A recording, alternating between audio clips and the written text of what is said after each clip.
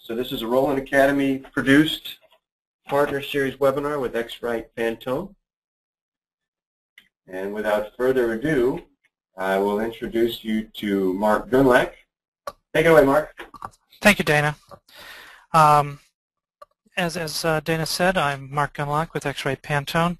I'm part of a group called Color Services. We're the training arm of x-rite Pantone. And today we'd like to talk to you about the process of display profiling and how that plays into your color matching, dealing with customers' files, pre-flighting, and preparing for output. So a couple slides I'd like to go over initially to discuss some of these concepts, and then we're going to jump in and I'm going to show you how these things are done in your applications. So ultimately what we're going to talk about today is, what are the proper viewing conditions? What should you be looking at your prints under? So what kind of light should you have to look at final prints so you can actually get a fair comparison on your display, and so you have an idea how these things are used, how these prints are used out there. What are the best settings for your display? As you go through the display profiling software, there are going to be a lot of questions asked along the way, and this can be a little confusing. We're going to try to demystify those settings for you. My slideshow. Oh, there we go. And how can I validate the quality of my display? How do I know that I can trust colors that I preview on my display? How do I know my display is good enough to show me most of the colors that I can output? There's a thing called soft proofing that's very valuable we're going to talk about today. And we're going to determine, do we actually see the colors on my display that I'm going to print? How can we tell that? What kind of ICC profiles are we going to need to set up this soft proofing thing within our Adobe applications? And then lastly, we're going to make sure we're very aware of what this is going to do to the file. Are we actually changing the values, or are we just changing the preview? So let's start out with viewing conditions. First of all, while you're working on editing files, the best scenario is to work in a lower lighting situation where your display is the brightest light in the room. This allows you to see the contrast better on your display. It allows you to see highlight details as well as shadow details. It gives you a better accurate preview on your display. Now, we also know that in some situations you can't turn down the lighting in your facility. You've got bright lights around you. Perhaps you could lower the lighting around the area where you're working. Another good tool is to put what they call a hood over your display. This is a shield that goes around the top and sides to help avoid a lot of the glare that might hit your display, and helps maintain the better contrast of the preview. For viewing your prints, however, it's the opposite matter. You need to have very bright light. Typically, we recommend a viewing booth. This is a special kind of view, a special kind of booth that has lighting in it that is designed to simulate daylight. You often hear that referred to as D50 or 5000K. This simulates what daylight would be on a sunny day. So it's very similar to what happens when you take your signs and prints and walk right outside in the middle of the day on a nice sunny day. That kind of look is what this viewing booth is trying to simulate. Now you see on the screen here I also have values here in lux. Don't worry too much about those values, but just understand how different they are. In the editing environment, we're asking for very low values here, and in the print viewing environment, we're asking for very bright values. Okay, so very different conditions for editing on a display than proofing and evaluating your prints. Okay. Now, before you calibrate your display, it's very critical that you're working with a clean display. If you've ever had a customer come into your area and they start pointing at things in their layouts and explain, hey, this color's not right, or move this over there, oftentimes you end up with fingerprints on display. They keep pointing and touching. You need to make sure you clean those off. We don't want to measure colors through fingerprints. Also on your LCDs and LED displays, it's a good idea to allow it to warm up, and it should warm up between 10 to 15 minutes. Older monitors used to take longer to warm up. Newer ones are warming up and stabilizing their color much quicker now. But just to be safe, we'd recommend allow it to warm up in about 15 minutes. Okay. Question often comes up: how often should I calibrate my display? Well, there's no one answer. Some displays hold their calibration for long periods of time, and we're going to show you a tool to determine how well it's holding its calibration. And also, some situations just require more critical color matching. If you just want good general color, you can let this go maybe once a month. However, if you're doing very critical color corrections, say in photos, you may want to do that more often, perhaps as often as once every week or 2 weeks. But again, I'll show you a tool that you can use to kind of evaluate just how often you'll need to calibrate the display. Another question that comes up during the calibration process is, how bright should my display be, or what's often referred to in the software as luminance. Commonly, this value is set to something called 120. Okay? This is a good value to see good details in your highlights and good details in your shadows. Okay? And also not be too bright to be additional eye strain on the operator for, say, an 8-hour shift of working in front of this display. There's a newly published ISO, or International Standards Organization document, that recommends up to 160. If you're trying to conform to ISO standards, that might be a good number to target. But for practical purposes, numbers anywhere between 120 and 160 should be fine. If you get over 160, it's a bit of strain on the eye, for working for long periods of time, and getting below 120 is just not optimal for seeing the full range of colors. Also keep in mind that it really depends on your lighting conditions. If you're working in an environment where you've got low lighting, you can go with a lower value and still see that contrast pretty well. However, if you're working in an environment that has very bright light around you, you may actually need to take this value up a little bit to bring it up to the room lighting level. Another thing to consider is if you're working in a shop where you've got multiple workstations and you've got multiple monitors, some monitors may not be able to achieve some of these higher values. So if you targeted, let's say, 160, and some of your displays only went to 140, that wouldn't be a good scenario. So you'd want to bring down all of your target values to maybe 140. So whatever you establish as your goal would be the one that they can all achieve. Okay? And again, I'll show you that in software in a moment. There's also a setting in the software. It's going to ask you, what gamma setting would you like to use? For many years now, 2.2 has been the native gamma for monitors. When you buy a brand new display, its native behavior is this value of 2.2 gamma.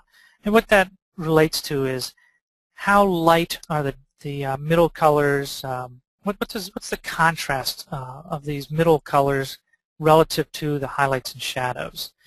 As you go up in a higher value here, you can tend to lose some of your shadow detail. And if you pick a smaller number, say like 1.8, it opens up some of your shadow detail. But the problem is when you change this value from 2.2, you can introduce breaks in your gradients. So as you see on the screen here, I've got two bars here. The bottom bar shows nice uniform steps of gray, and the top is a smooth gradation.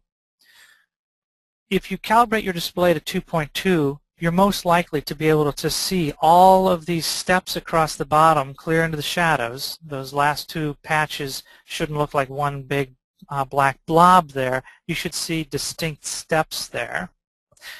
And in the gradient bar across the top, it should look like a nice smooth gradient.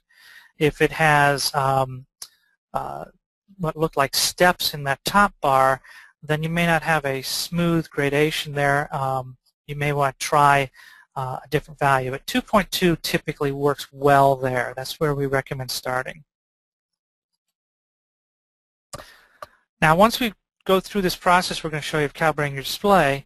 The next thing that you're going to want to do is get your application set up so they can show you a better preview, not of just what's in the file, but how well it will print. What are these colors going to look like on our output? And the Adobe Creative Suite has built into it this thing called Proof Setup, where you can customize this to show the colors of your output. And it all looks very similar, and we're going to take a look at that. But here you'll see in Photoshop, we go under the View menu, we select Proof Setup, and then we select Custom. And what that'll do is it'll bring up this window here called Customize Proof Condition. And from the pull-down, we'll be able to select the profile of our media that we're going to print to. And then you'll see the image will show that preview of simulating that color of that printer on that media using that ink. And as you see at the top of the window in the background, you'll notice it has the file name to the left there, and then it shows that it's an RGB file there, 8-bit, that's the 8 there, and then followed after that to the right is the profile that it's using for soft proofing. Now, if you note at the bottom of that screen, it says that this file is still in Adobe RGB. So we'll still be editing this file in Photoshop as an RGB file, but we can see what that RGB will look like when it gets converted to the CMYK and whatever other inks are being used of the printer, of the Roland printer here. Adobe also provides in Photoshop something called Gamut Warning, and if you select this option, it'll highlight areas that might be at risk of not converting accurately for you, or what we call clipping. And for the advanced users, this allows them to go in and manually correct those colors in Photoshop so that they are out of risk. They can edit those, and as they correct the colors, that mask, in this case that bright green color you see there, will go away. That's showing areas that are in danger of posterization or loss of detail. So let's walk through this process. Let's take a look at exactly what's involved here.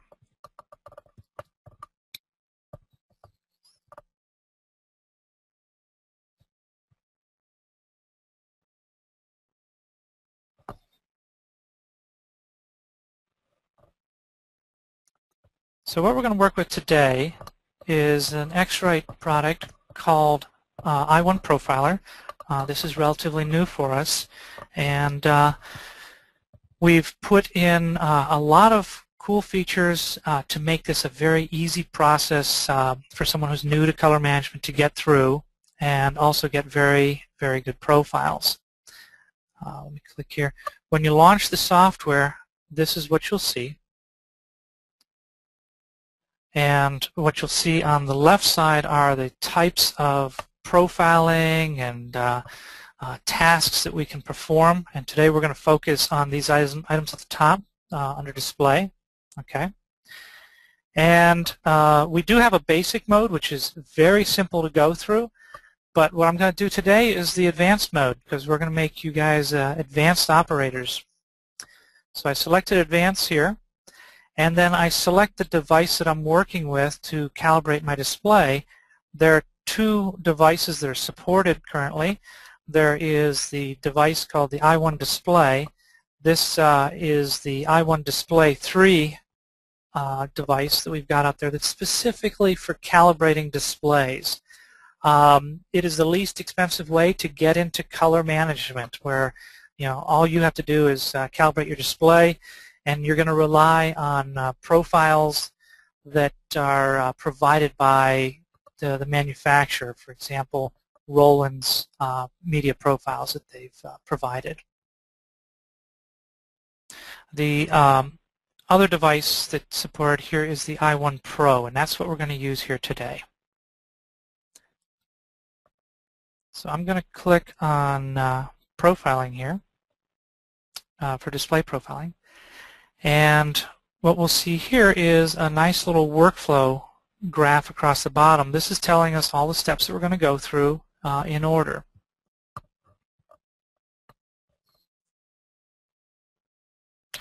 All right, so the first thing is, let's talk about white point. So the white point is, what color is the white of our display going to be? Now, we often think white doesn't really have a color. Well, actually, in our case, this is the whitest white that we're going to achieve. And in the graphics industry, traditionally D50 has been the target, and that does a pretty good job of matching the color of paper that we print on, say, in offset printing for printing books and annual reports and so on. That paper tends to have a little more of a yellowish color. In the signage industry and general inkjet printing, we're often working with media that has a little bit more of a bluish color. So the D65 often works better at matching the media we're working with. And that's actually what we recommend as a default starting point for most users. For advanced users, they can try actually going in and measuring the light they're working with and so on. But today let's stick with what's the good starting point. D65 is generally safe for most users. The Luminance, we spoke of that earlier. Really for most people, the suggested values would be either 120 for, again, a level of brightness that is comfortable to use for long periods of time and bright enough to show good detail in the highlights and good details in the shadows. And again, this new ISO document is describing a value of 160 as a target one, and that's a bit brighter. So we're going to go right now with the 120. The contrast ratio allows for some custom settings for advanced users, but the default native works well for most users. We've got a couple other features here that are part of our advanced profiling options, and these are intended to compensate for poor lighting conditions. So as I mentioned earlier, the best scenario for your display while editing images is a low lighting condition and with a hood around the display to protect it from flare. And flare is when the light is hitting your display and causing a glare on the surface. Okay? These tools can be checked, and they will allow our software to take additional steps to measure such things as the brightness of light in your room, as well as measuring how much light is reflecting off of your screen. Okay, but I do want to stress it's far better to fix the lighting conditions in your editing area than try to use these. These are attempts to try to compensate for poor situations, but they're not a replacement for good lighting. So for our purposes here, I'm actually going to leave these unchecked. I can just click on the next item here, and it'll take us to the next step in our process. And here too, we provided some options for advanced users, but for most users, you'll not have to touch any of these settings. So we're going to recommend you just skip that. And then in our next window, we've got the patches that we're going to measure to calibrate and profile our display.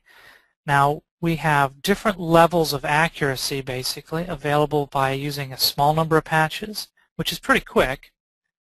A medium number of patches takes a bit longer, and a large number of patches that can take a very long time. For our demo today, we're going to use a small number of patches. It might be a good idea, if you're critical about color, at least move up to the medium number. I doubt that most users will have to go clear up to a large number. It takes a long time and actually doesn't provide you with a whole lot more accuracy. Medium should be adequate. So we're going to go small for our demo today. That's 119 patches. In addition to these patches, you can actually add in additional Pantone colors that might be very critical for you. Okay, and I'm going to talk more about how to create those palettes, but we can actually go in and open these palettes by clicking on this little icon here. It looks like a Pantone fan deck, and we'll go to Load Spot Colors, and I've actually already created what they call a CXF, or Color Exchange Format file, that includes some important colors for me. And I can pull that in, and here's 3 brand colors that were very important to me. These might be major manufacturers' brand colors, or just very important clients that I work with.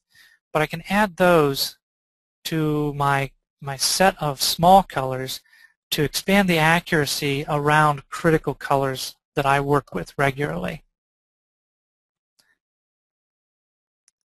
Click Next.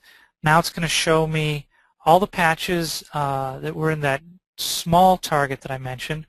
Plus, if you notice here at the end, it added those 3 colors that I considered very important to me. In this window, we can see the device that I've selected, which is my Ione Pro, and I can see it's not calibrated, which means I'll need to calibrate. I also see some other options that I need to look at. There are some very high-end displays out there that support something called ADC, or Automatic Display Control. What this means is that software can actually get in and control the display and adjust the brightness, the contrast, and the RGB values automatically. My display that I'm working with today doesn't have that feature, so I have to check this box here. It says I'm going to do this all manually. If you've got a display that supports ADC, it's pretty cool because it does all this stuff on the fly and the user doesn't have to actually make any decisions. But we're going to make decisions today. So my first step here is I need to calibrate my device. That's what this calibrate button is here. So I'm going to click on that button, and it's actually sending instructions to my device to calibrate it. There we go. And it comes up here and says device ready. So now I'm prepared to start taking measurements. Click on this button here, start measurements. And the software even shows you exactly how to hang this on your display. So I'm putting it right now into a little holder that comes with it. And as you can see there, we hang the Ione on the display.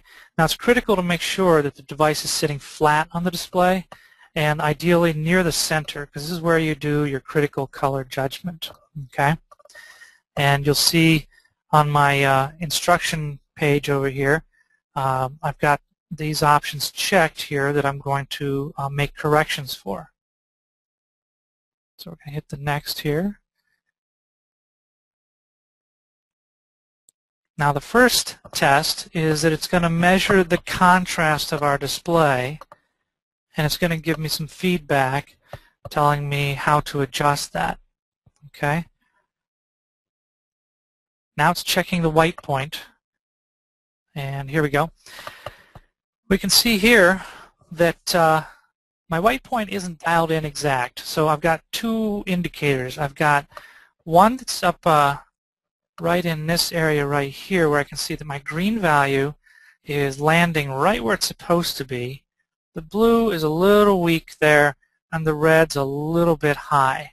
Ideally, what I want to do is find a setting on my display that brings this red down and this blue up without losing the green. It needs to stay right there. The other thing that I've got is over here I can see that my target, I set it to 6,500, but I'm down here closer to 5,000. It's at 48, 49. Okay, so what I need to do next is I'm going to go into my display control panel. Now this is something that you will not see on your screens here, because this is something that's generated on my display. Okay, this is what happens when you often will have like a menu or enter button. on the front panel of your physical display. And actually, that's one of the most challenging parts of any display profiling, is figuring out how to navigate through that panel. But in mine, I'm going to go in till I can find the adjustments for what's known as the color temperature of my display. And I'm going to adjust that color temperature, and you'll see the results on the screen. So I adjusted mine to 5500, and you'll see here, right where my cursor is, that it says it's measuring 5300. Okay, so I'm not quite there. And now I'm going to change it to 6000, and you'll see that what actually measures is close to that, but it's 5800. Okay, I'm going to take that up a little higher to 6500, and I'm getting closer. And if you look at the top up here, you'll see my red and my green are landing right where they should be. The blue is just a little low. Okay, and although I've selected 6500 in my display panel, it's actually reading at 62. So I'm going to take it a little bit higher and see if that gets me closer. I've selected 7000 on my physical panel, okay, and we can see here that I'm just a little high. I'm at 66, and we can see here that I've got check marks all the way across, so it's telling me that I've got a pretty good match here to my selected white point. Okay, so I'm going to hit next, and it's going to go to the next step where it's going to check the brightness. And here it's looking at RGB values and then the white value. And as you can see down here, I've targeted 120, but my current value is 174. You should be aware that a lot of your LCDs nowadays, when they're brand new, the values you're going to measure here are going to be quite high. They can be over 200. And that looks great for, playing games or surfing the web. But if you're spending a lot of time looking at color, it's not optimal. You really need to lower that value a bit. And part of that is so you can see the range of colors from highlight to shadow well, and also so that you can handle viewing it for long periods of time. So I'm going to go back into that menu on my front panel of my display, and I'm going to lower my brightness until I get that 174 down to 120. So I'm making changes, and you may have to make big changes initially, but take them slowly. Okay, make a change, let the display sit for a moment.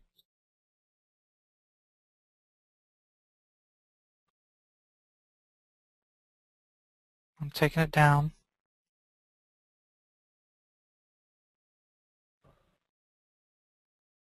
You can see there we're getting around 146. Okay, I'm actually taking my display down quite a bit. Here we go, getting closer. Almost there. There we go. I'm going to just let it sit for a moment. And it's natural for a display to fluctuate a little bit, so you see its value move around a little bit. That movement is just your display getting slightly brighter and slightly dimmer. We're not actually making any changes to it at this point. That's just the natural behavior of the display. Your higher quality displays will tend to be more stable. They won't change as much. Some of your inexpensive displays, you may see this bouncing around quite a bit. As you can see here, we're holding pretty tight to about 119, 120. I'm happy with that, so I'm going to move on to the next step.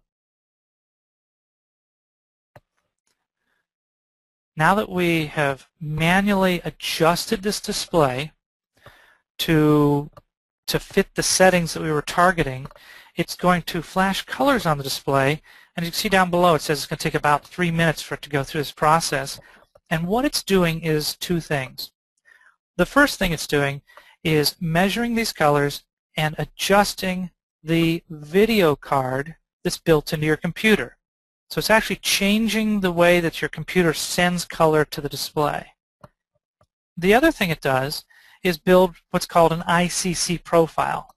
Now the ICC profile is going to be important for us because that will be used in your applications such as Photoshop or Corel so that that application knows how to display colors on the screen.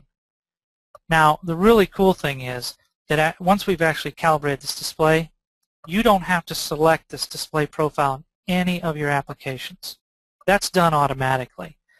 So in your applications such as Corel or your Adobe applications where it's asking for an RGB color space or an RGB selection, do not select this display profile.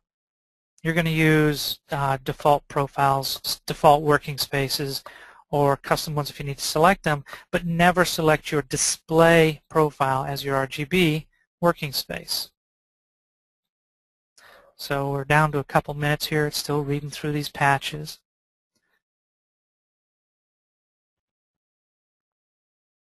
Remember we selected the small one here. There was somewhere around 119 patches or so. That's measuring those.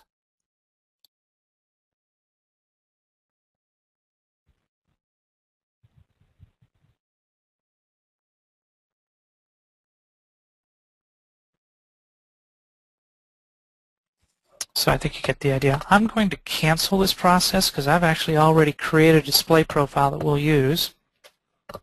Okay, so when it completes its process,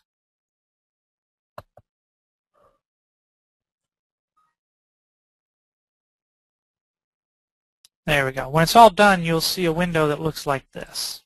And what you're seeing here is the color that we expected is in the upper left, and the color we measured is in the lower right. So it's a comparison of what we expected to what we got. Okay. So we would click on the next step, which is a pretty simple thing. We just need to name this profile and give it a meaningful name, especially those of you that have workstations that have multiple displays. Display 1 and Display 2, or whatever the name of the manufacturer of that display is, that kind of thing. And if you're experimenting with different settings to see which ones you like the best, to try to do some fine-tuning, make sure to include what settings you use in the display name. Here I simply use the name of my display. This is the model number. I also, on the PC, it automatically will install it at the system level. Those of you that are using Macs, there will be another option here that also says user level, and you'll be able to set that display profile up to be only used by you when you log in, but other users that would log in may not see it. That's a unique option that's only for the Mac because of the way the operating system works. Now, if you recall, we talked about profile, how often should I do it? Okay. Well, once you've determined that you need to recalibrate your display over a certain period of time, let's say a week or 4 weeks, you can set a little reminder that'll pop up, say on a weekly basis, that lets you know that your profile's a week old and maybe you want to reprofile it. Or if your color's not as critical, you wait 4 weeks. Okay. So once we're done with that, we're going to hit Create and Save Profile. In this case, I already made one. I'm just going to overwrite it. And we'll see it's going to go through a little process of building that profile. And it will automatically store it in the system folder for the operating system that you're working in. And when it's all done, it comes up with a little indicator that tells us how well we achieved our target. How close did we get to the target values that we set up for this profile. Now, once we're done with that, that's great. We're ready to go on and work with it in our applications. But can I trust this profile? Well, I've got this option called Display QA that is going to give me a little more information on the quality of my display and its capability of previewing colors accurately. Now, I feel a little forewarning on this because I went and switched some profiles around. We may not get the optimal results here, but I want you to see how it works. So the first step is we need to select the type of target set we're going to work with. Now, for a lot of photographers, they'll select this thing called Color Checker Classic because that relates to a physical target that they often use in photography. But for print, there are targets like this Idea Alliance ISO 12647-7 target. This represents colors that are used in print production. Okay, and our goal here is we just want to see, can our display at least show us most of these colors faithfully, and these colors that are used in traditional print production. And the references that are provided, there are 3 types of print production here. There's one that's on a bright white stock. This is a very high quality printing they call Grackle. It's a very bright white stock and a pretty big gamut. And then there's these other 2 that are variations of what's called swap, the number 3 and number 5. The higher the number is the lower quality paper that they're working with. So I'm going to go for middle of the road here. I'm going to hit this number 3 here. I'm going to see how well this display can reproduce colors that are used on kind of a middle of the road offset printing. And this is just a gauge because in my sign shop, I print on all kinds of different media. I'm printing to vinyls and papers and all kinds of stuff, and I don't have an absolute reference for those, but in this case I do have a reference for a good quality offset print. Okay, here again it's telling me I need to calibrate my device. That's very important here. I want to make sure that my device is measuring colors correctly before I evaluate my screen. Okay, and then I can get to the start measurement, and just like I did for my display profiling, I have to hang the device on the display. But in this case it's going to be pretty quick because it's just going to flash through a smaller number of patches, and it's comparing what it's measuring with the results of these colors in print.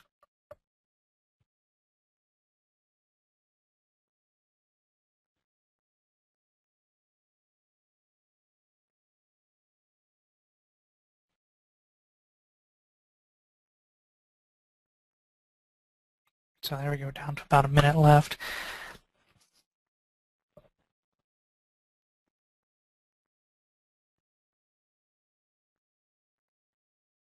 I know this is just about as exciting as watching paint dry, but it's a pretty painless process.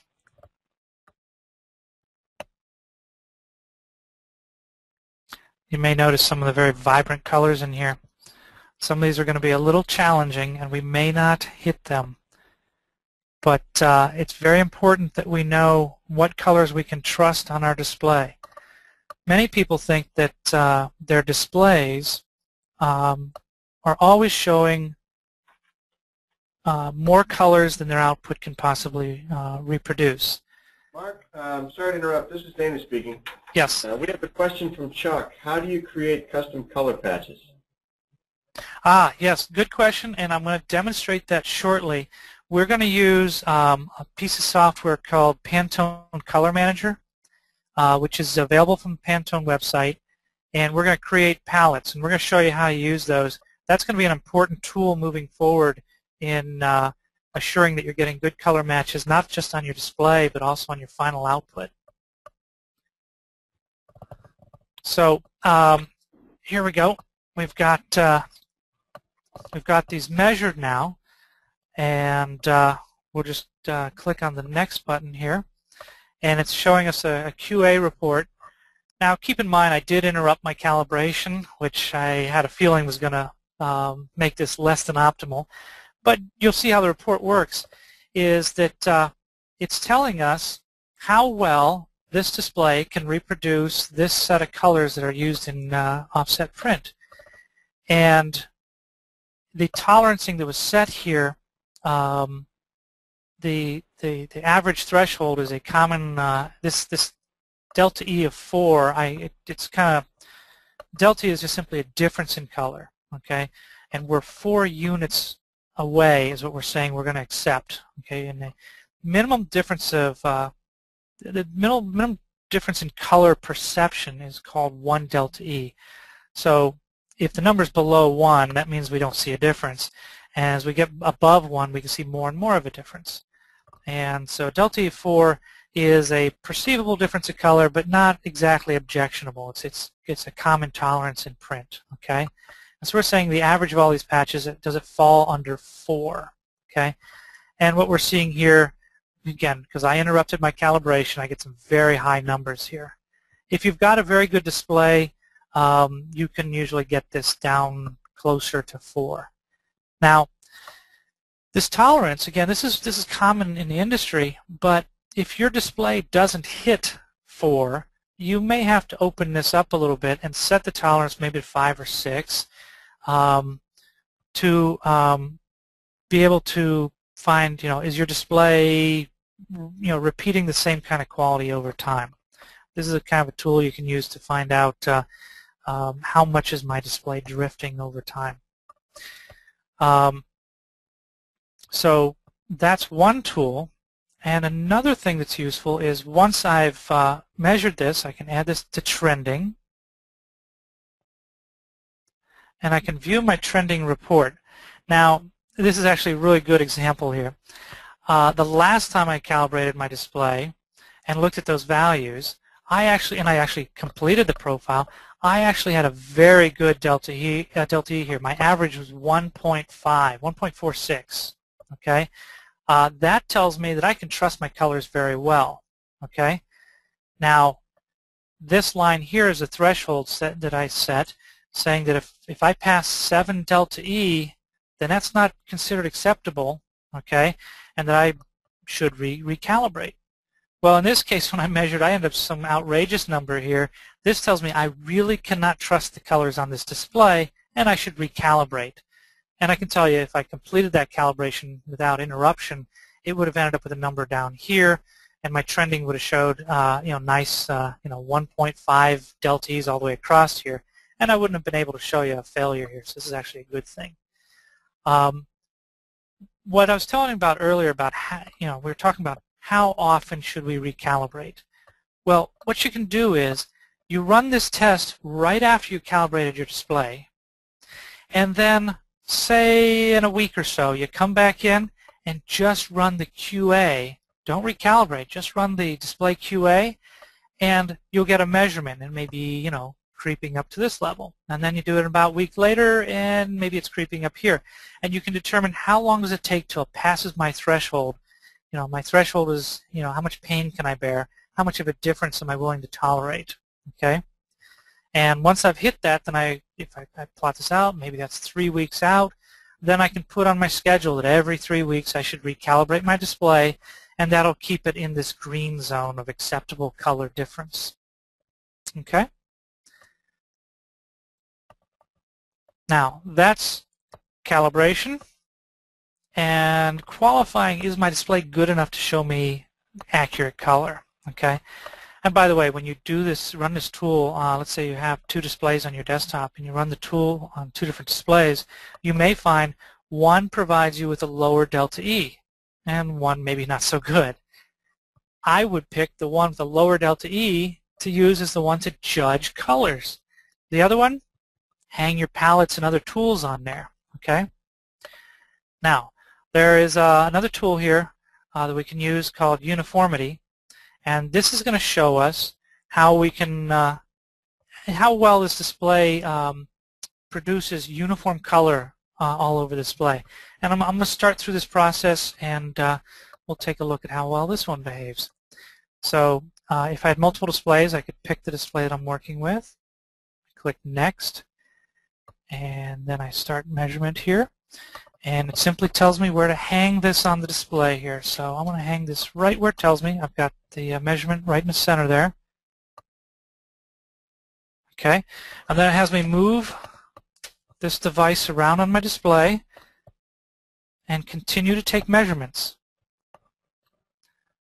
And you see the little dot there showing where I'm hanging it, and when it goes white, it's actually taking measurement of that area. Okay, So I now hang this on this corner and hit next. You see there? Okay. And I just keep going on around.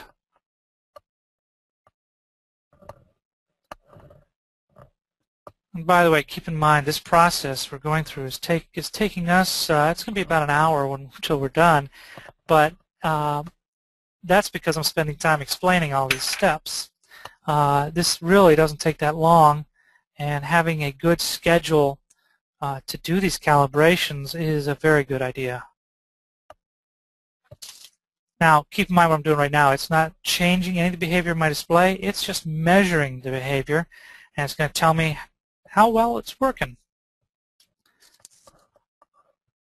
Okay, let's check out the results on that. All right, so it's telling me here everything's green. That's a good thing. And it's saying that the difference between the center block and the surrounding areas is close enough that I can view colors spread in all these areas, and I know that it's good enough that I can judge colors all over this display. If, however, I saw one of these showed up as a red area, well, that would tell me that the difference in color or the difference in the brightness is such that I really can't trust that area. And if it's just in one corner, well, then knowing is half the battle. I just don't put any colors in that corner. I judge colors elsewhere on the screen. If I see that it's red all over, which means that I don't have any uniformity, I might want to consider a better monitor. I have to be very careful about trusting colors on that display. Okay? So we can look at the luminance and the white point, and it's telling me that both of them are nice and uniform. Okay? Alrighty. So at this point, I will have had a good calibration, and I've confirmed that how well I can trust colors on this display, both across the display and also throughout the range of colors. Let's talk about how to set up soft proofing in your applications. Okay, so I actually have some open here. We're going to take a look at those. Let's look at Photoshop first. I've got my image open in Photoshop, and what I see by default in Photoshop is the colors that are in the file. Okay, and if I click down here, I can see that this is the document's profile. So this file is in Adobe RGB, and these colors that I see on my display are what Adobe RGB looks like. But to see what my printer is going to give me, I go up here to View, Proof Setup, and select Custom. And in here, from this pull down, I can select the profile of my printer. And I'll show you where to find those in a moment. But I can pick that. And now my preview shows me, although it says it's still in Adobe RGB down at the bottom here, it shows me what does this look like on this media. This is a roll-in media that I've got. Okay. Now the cool thing here is the file's still in Adobe RGB. I didn't have to convert it. I'm going to let the RIP do the conversion for me. But once it's done, it should look similar to this. Okay. Now, let's take a quick check at where these media profiles live.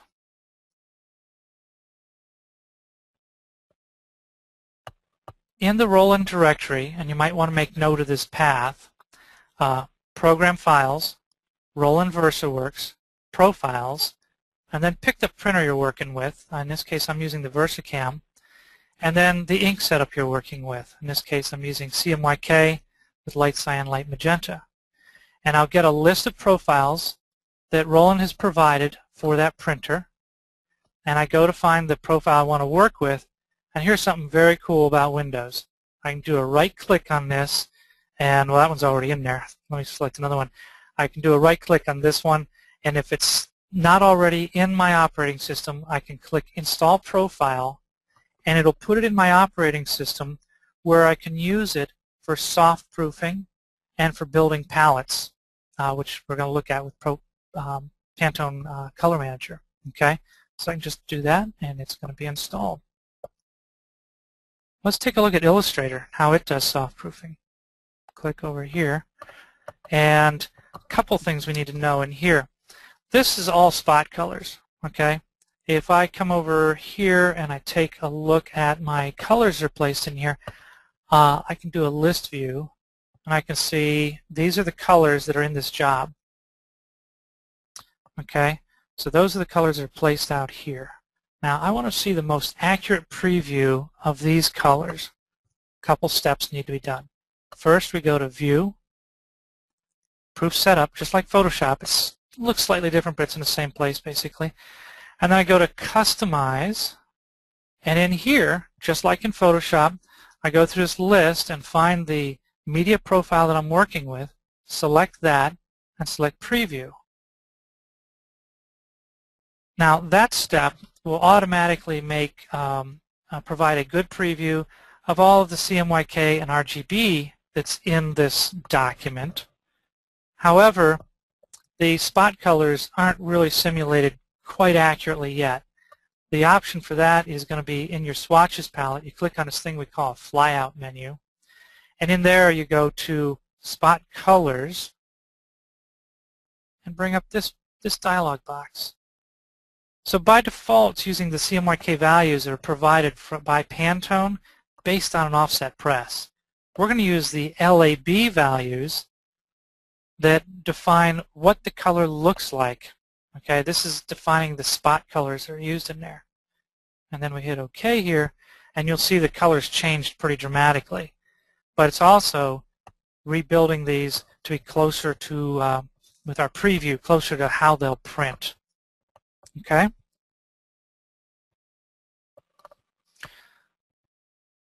So let's take a look at Pantone Color Manager. So how do we build those palettes that we used to optimize our display profile? And later we're going to look at how we use these palettes in other places, say in the RIP. These colors we've selected here, these are Pantone colors, and those are going to tie directly in with this tool here called the Pantone Color Manager. Pantone Color Manager is available as a separate purchase from Pantone, or when you purchase some of our other profiling tools like Ione Profiler, or when you purchase a Pantone Plus book, this software is available free. Here I've actually already started to create my palette. I just simply went to File, New, and created a new palette, and I've selected some of the colors for this job already. And to continue adding to this palette, I click down here. This is to add colors, and select the library that I want to work with. And solid coded that's the solid Pantone colors.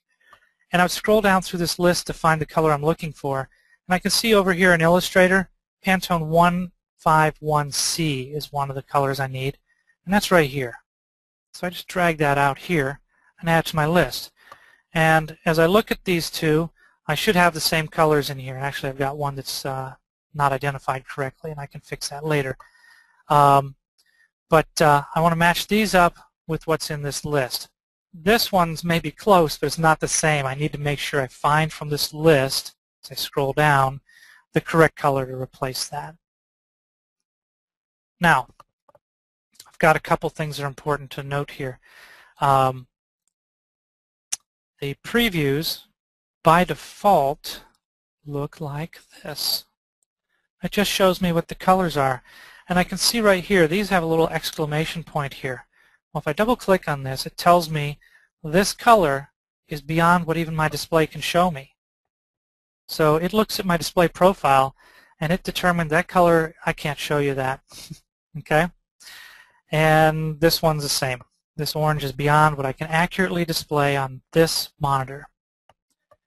Now, I've got an option here also to select the exact media profile I'm going to be working with, and this is kind of like soft proofing in Illustrator, where we can see here these colors have additional warnings telling us that this is beyond the color range of this media profile. Okay? It's going to give us the closest value, but it can't hit it. Okay, so that's a little red flag. You should talk to your customer and let them know, you know, the best we can get is this color.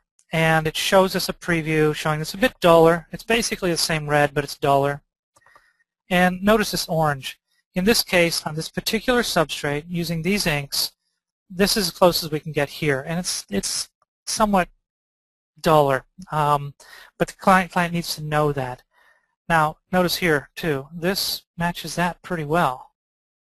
So Illustrator is showing us a preview that matches pretty close with what our Pantone Color Manager is telling us we can do with that too. Now, in our future sessions, we're going to talk more about other things you can do with these palettes. We're going to tie these into another session, especially where we're going to be talking about how to match these through the RIP. But there are lots of ways you can save out these palettes. You can save them out to use directly in InDesign or Photoshop. You can save them out for Corel. Okay, this is a very versatile tool that we're going to get into in more depth later. So there we have it. We've discussed the processes of calibrating your display and what to do with that calibration. Let me jump back into my slides here. Got a couple more to wrap up here.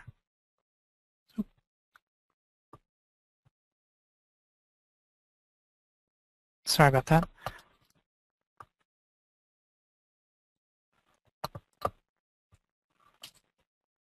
Okay, so the tools of the trade. What do you need to get this job done? First of all, you're going to need some kind of software to calibrate your display. Now, the bare minimum is this product you see here, the i1 display. It's a great device.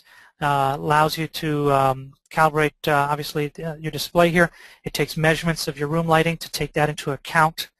Or if you are looking at creating media profiles as well, then there's a product we have. We sell it as i1 Publish. There's more information on our website. And this has a device that will measure printed colors for media profiling or color sampling, as well as display profiling. And the software is identical to what we just used here. Okay. The other tool we mentioned here is the Pantone Color Manager. As I said, that's available from Pantone, and it provides a number of tools for evaluating colors and building palettes. As we used here, we created a palette where we optimize our display around that. Also, we have on the x-rite website under the section for what we call color services, this is all of our training that we provide. We actually have additional color management e-learning available up there that you can take at your own pace. In evenings, at lunch hour, it's broken down into small sections so that you can fit it within your busy schedule. And it's also fairly low cost kind of training. For those of you that have a larger staff of people or need more advanced kinds of training, we have a number of trainers that actually can come out to your site. They're experts in the Adobe applications, the roll-in printers, and the RIPs that drive the roll-in printers. And we can help you with that. In addition, those of you that are attending this event today, we have actually some specials, some special promotions on all of these products where the hardware and software are available at 25% off, and the training is available at 20% off. You will be receiving an email that describes these offers, and there'll be links in there you can click on to take advantage of them. And these are kind of short-term offers. We'd like to provide this stuff to you quickly so you can put this into your workflow and take advantage of the training you've got today. So you want to respond quickly to those. I hope this was useful for you, and I thank you for your attendance. Okay, at this time, thank you very much, Mark. At this time, we have a couple of questions from the audience. Dave would like to know, how do you measure luminance? Oh, okay, excellent. Luminance your display, there's two different kinds of luminance, or two different kinds of light that we're going to measure, okay, and I want to make sure we're clear on that. Luminance of your display is measured, actually the device is, while it's measuring those patches, it's actually measuring a white point on your display, and it measures how bright that is. So that's one side of this. The other side is, how do we measure the room lighting, okay, and that's illuminance. And there's an adapter for your i1 Pro, or for your i1 display there's a little filter that slides over the measuring device, In fact, if you look at the picture on the screen right now, that little unit of the I1 display sitting there, the top, you see a little white disc on there. When that white disc is in place, that covers the device to keep dust out, but also we're going to measure light through that disc to determine the brightness level of the light in your office or your shop. And it's a pretty automated process. Okay, our next question is from Greg. How does the Color Monkey display compare to the i1 Pro? Okay, good question. The Color Monkey display is what we call a colorimeter, and it's a lower cost device that well, actually yeah, it's a lower cost device that allows you to get good display profiling. And the i1 Pro is a what they call a spectrophotometer. It allows for more accurate measurements, but because of the technology involved there, it costs a little bit more. The Color Monkey is very similar to what you see on the picture here, the display, i1 Display Pro. It's designed specifically for display profiling, whereas the i1 Pro is intended for measuring print as well, and providing a higher level of accuracy. Okay, next question is from Bruce. Will this software support other profilers in the future like my Color Monkey Create? I presume he's referring to i1 Profiler. Okay. Yeah, the Color Monkey devices have their own family of software to support them. They're designed for that. Those devices were intended as kind of entry-level color management tools. The idea there is keep the software very simple and very easy to use, so you can get good quality easily. Okay. What we've done with the higher end products, as you saw in some of the things here, we provide a lot more controls, a lot more options, and the hardware itself is actually a higher quality hardware as well. But you know, it requires a little more knowledge to get through those processes. So there's not going to be an overlap. We're not going to provide this level of software for the lower level instruments. They're meant to be, you know, those are introduction kind of instruments, easy to use. You can get through it quickly. This level of software and hardware is intended to give you better quality, but requiring a little more knowledge to get there. Okay, next question is from Chuck. Can one device be used to calibrate monitors on multiple computers in my shop? Excellent question. Absolutely. You can install the i1 Profiler software on as many systems as you have in your shop and use your instrument to calibrate all those displays. And similarly, if you've got multiple, let's say you've got a number of Roland printers in your shop, and each one has its own rip station, you know, or you've just got more than you'd want to run off of one rip station, you can install the i1 Profiler software on each of those rip stations and just move the device around along with its dongle, depending on your software setup, to that system and run it there. And the licensing for the product is actually carried around in either the device or a separate dongle that's sold with your software. So short answer is yes, you can install it on many systems and run it on all of them. Okay. Next question is from Jason. A little off topic, but why is Reflex Blue called Reflex Blue? Where did it get that name? Question's been driving him crazy. Boy, that's a good question as well. If you look at your Pantone book, in fact, I highly recommend for those of you that don't, if you don't have a current book, you really should get the new Pantone Plus books. They actually have more colors in them than the older books, and if your customers are specifying some of those colors, you need to have a book that represents those.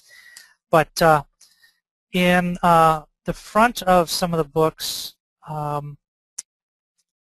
they actually list a number of colors that are used as what we call base inks.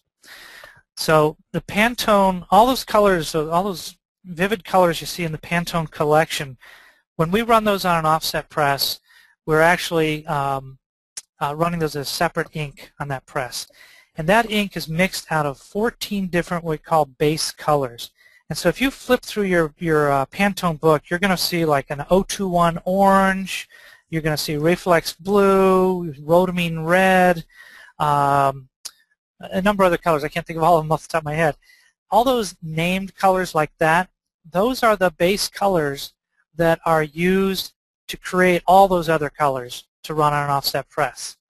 Now, the actual name of those, those were developed by the people that came up with these colors, and I believe some of them actually have to do with the type of colorants that were used to create them.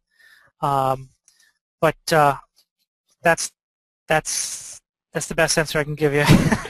Okay, all right. Jason also would like to know, where can I get a large poster-sized PDF of the Pantone color chart to show my customers how closely these colors can be matched on various media? X-rite and Pantone do not distribute those kinds of files. We don't have those to distribute. I honestly can't tell you where you can get those. We've got, the tools we use are, like the Pantone Color Manager that allow you actually to preview it on screen. So I'm sorry, we don't provide those kinds of files. We don't have those. Okay. The next couple of questions pertain to your previous slide that had the URLs on them. Yes. Go ahead, back up. There we go. Jocelyn was looking for the websites. Dwayne was interested in pricing. I also want to mention the promo code for this is Roland. That's R-O-L-A-N-D to get the discount on the X-Rite Pantone e-store. So if you are interested in these products, you can type in the promo code Roland. That would apply to those. The next question we have is from Tulio.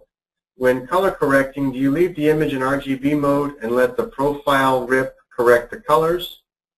He has a UV device. Okay. So yeah, there are a number of people out there that feel that because they're printing with a printer that has CMYK inks loaded in it, that their best approach is to convert everything to CMYK. And I'm actually going to tell you that that's probably not the best solution.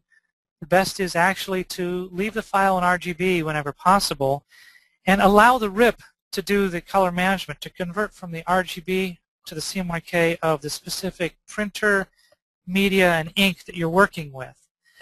And the idea where I showed you the soft proofing was that you can work in, say, Photoshop, and you can see a preview of what this color will look like before you print it. That way you're going to allow as much color to be left in that file as possible, and the RIP will take advantage of the full gamut of that printer.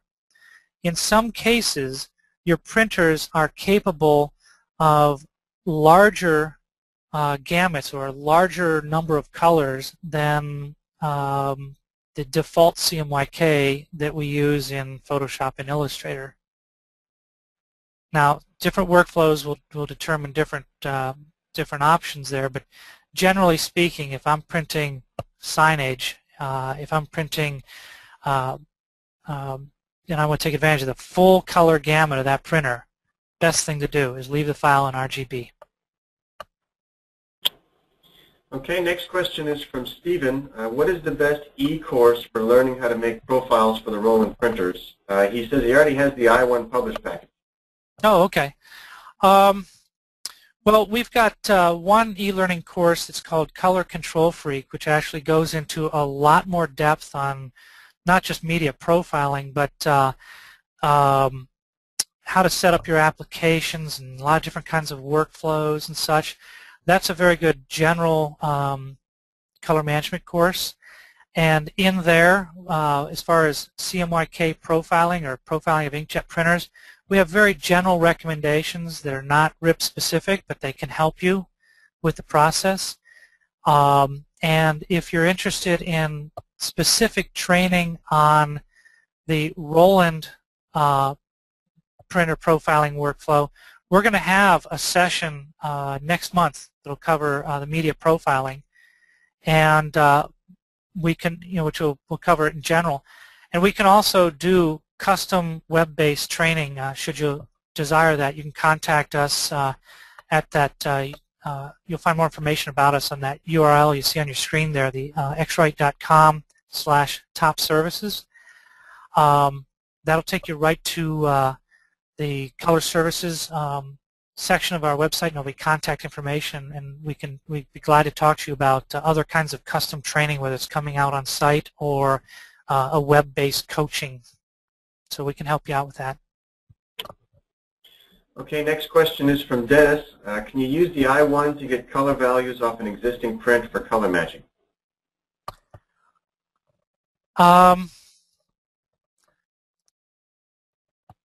Not exactly. You can use it, well, actually no, let me restate that. If you've got Pantone Color Manager, what you can do is you can take measurements of an existing print with your I1, and it will give you the closest Pantone color to that.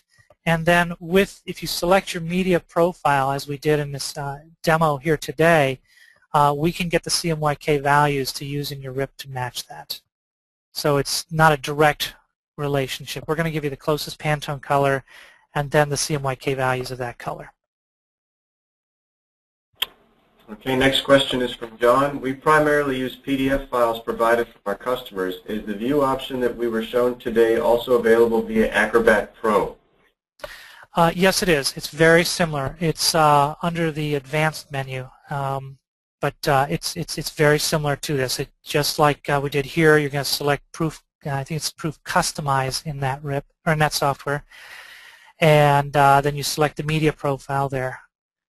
Now, again, I do want to stress to everybody here is that notice that in those soft proofing, we never converted it there. Okay, we're just seeing a preview that shows us what those values in the file will look like when we print them. Okay, next question is from Randy.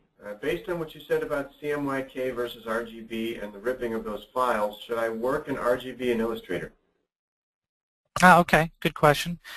If your customers are providing you with CMYK files already, if you're getting artwork that's already in CMYK, that's fine. Continue working with those files in CMYK. That's fine. If you're building new stuff from scratch, or you're working with a lot of RGB files provided, say, by photographers and so on, what I'm saying is you don't need to convert those to CMYK as the rule, okay?